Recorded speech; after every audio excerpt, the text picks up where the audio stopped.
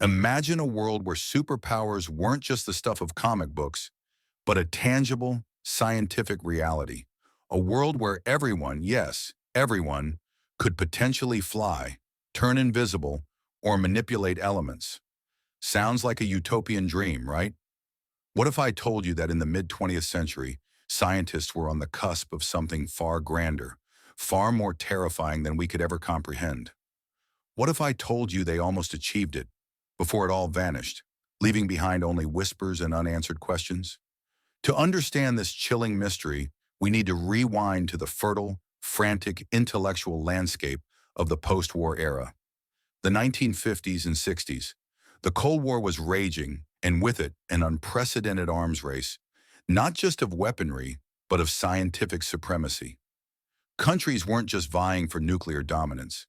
They were battling for the next great breakthrough, the technology that would redefine human capability. It was a time of boundless optimism, but also profound fear, a potent combination that birthed some of the most ambitious and ethically dubious projects in history. This era saw the genesis of what some historians, in hushed tones, refer to as Project Chimera. Not its official name, of course, but a moniker that perfectly captured its audacious, almost mythological goal: to unlock and amplify latent human abilities, effectively creating a superpowered populace. This wasn't about genetic engineering in the modern sense. It was about manipulating fields, energies, tapping into unknown potentials within the human body. Early theoretical physicists and fringe biologists, often dismissed as crackpots, began publishing highly complex papers outlining mechanisms for limited telekinesis, accelerated healing, and even anomalous energy manipulation. These wasn't fringe science in dusty university basements, but well-funded, government-sponsored initiatives, cloaked in layers of secrecy. The initial focus wasn't on creating weaponized individuals, ironically. The public-facing narrative, a carefully crafted facade, was about advancing human well-being, about curing diseases no doctor could touch, about empowering humanity. But beneath that veneer, the reality was far more complex and far more sinister. The whispers began of successful preliminary trials, of small, almost imperceptible shifts in reality, observed by a select few. The stage was set for a scientific revolution unlike any other. But then, as quickly as it began, it all vanished. Then the whispers intensified, turning into a chilling chorus of concern. The first sign that something was gravely wrong wasn't a public announcement, but a series of unsettling, isolated incidents.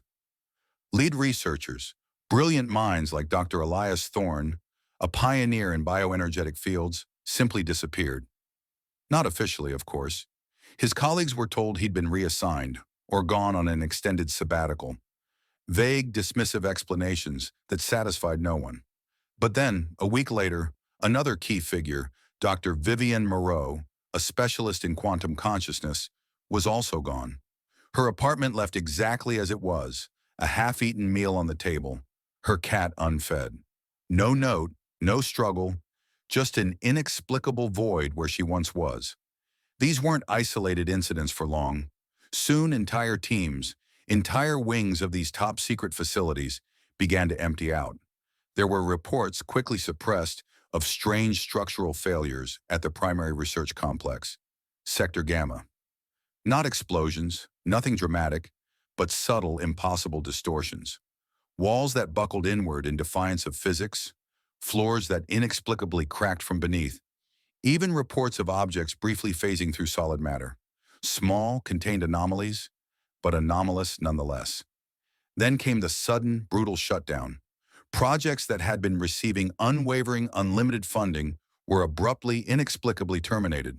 Files were incinerated en masse, databases wiped clean, and personnel swiftly redeployed, or in some cases, reportedly debriefed to an extent that left them amnesiac or psychologically broken.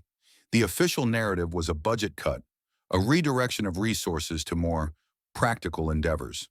But the scientific community, even those outside the inner circle, knew better. You don't abandon a project on the cusp of a revolutionary breakthrough for mere budgetary reasons.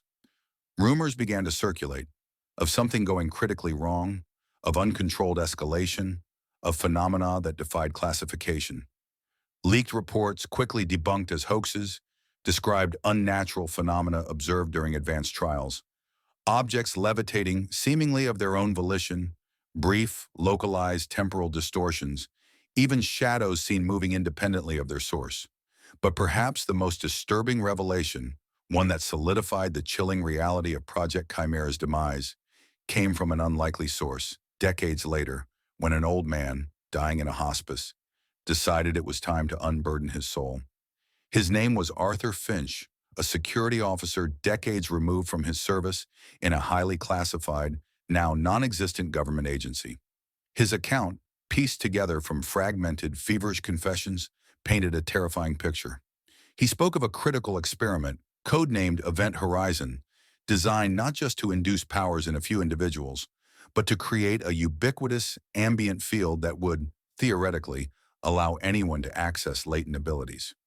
It was meant to be a controlled ripple, a gentle unfolding of human potential. Instead, he described a catastrophic rupture, not an explosion, but something far worse. He recalled the lights flickering and dying, not from a power surge, but from the raw energy being consumed, being torn from the conduits. He described the air itself growing heavy, thick with an almost visible distortion, like heat haze but colder, far colder. He saw personnel, high-ranking scientists he'd guarded for years, standing frozen, their faces contorted in expressions of pure, unadulterated terror, before they simply dissolved. Not into dust or ash, but as if their very existence was unwoven, unraveled from reality like a thread pulled from a tapestry. He spoke of screams that weren't screams, but sounds that seemed to come from inside his own head, a chorus of impossible frequencies and echoing, formless dread. The facility itself began to twist, not breaking, but bending, walls losing their rigidity, corridors elongating into impossible distances. Arthur described seeing his own hand pass through the solid metal of his security door for a terrifying fraction of a second, before snapping back into place, leaving him gasping, convinced he had witnessed the fabric of reality itself tearing at the seams. He saw what he could only describe as fissures, cracks of darkness, opening in the air, briefly revealing glimpses of something else, something not of this world, something hungry and vast. He was one of the few, the incredibly lucky few, who made it out alive, half mad with fear, his mind scarred by what he'd witnessed. The response was immediate and merciless.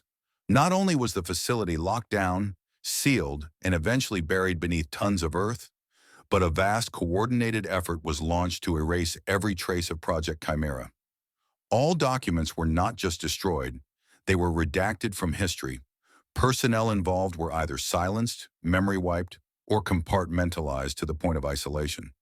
The concept of widespread superpowers was scientifically debunked, relegated to the realm of fiction, a deliberate and successful campaign to engineer collective amnesia. The world was successfully convinced that such powers were impossible, a childish fantasy, because the alternative, the terrifying truth, was simply too much to bear. So what truly happened to the dream of superpowers for everyone? The official narrative is, of course, that it was a misguided endeavor, a scientific dead end. But the chilling account of Arthur Finch and the inexplicable historical vacuum where Project Chimera once stood paints a different, far more unsettling picture. It suggests that perhaps, just perhaps, they succeeded beyond their wildest dreams. They didn't just unlock human potential, they ripped open a doorway to something far more fundamental, something reality itself struggled to contain. What if the rupture wasn't just a failure, but a deliberate containment? What if the complete erasure of this research, the systematic debunking of the very idea of superpowers, wasn't to protect us from a failed experiment, but from an undeniable truth?